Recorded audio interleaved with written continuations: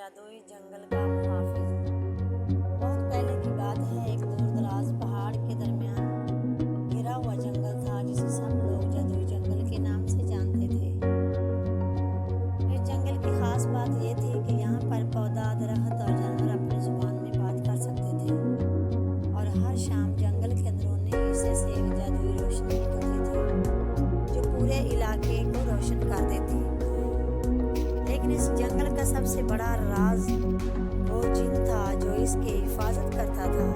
उस जिन का नाम नूर जिन था। नूर जिन को जंगल के दरख्तों ने पैदा किया था ताकि वो जंगल की हिफाजत करे और उसे हर तरह के खतरे से बचाए।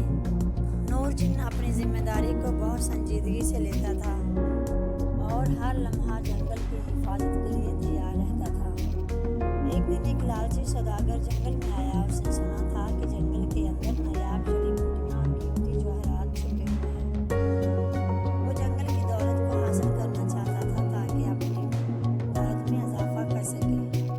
सौदागर जिन जंगल में कदम रखा और वहाँ के दरख्तों और जानवरों को नुकसान पहुँचाने लगा। जैसे ही नूर जिन ने देखा कि सौदागर जंगल की दौलत को नुकसान पहुँचा रहा है, वो फौरन सामने आया और सौदागर के रास्ते में खड़ा हो गया। नूर जिन ने गर्जदार आवाज से कहा, है इंसान, ये जंगल जादुई है और मैं इसका मुहाफिज हूँ। तुम यहाँ की दौलत को नुकसान नहीं पहुँचा सकते।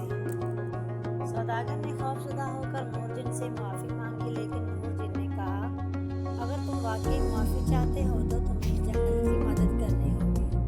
तुम्हें यहाँ के दरख्तों और जानवरों की हिफाजत करनी होगी और इन्हें खुशहाल बनाने में मेरी मदद करनी होगी।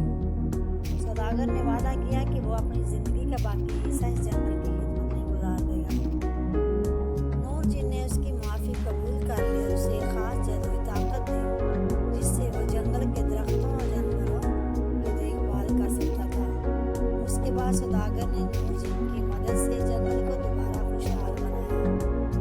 उसके दिल में अब लालच की जगह मोहब्बत और खलूस रहने लगी। नूर जिन और सौदागर मिलकर जादुई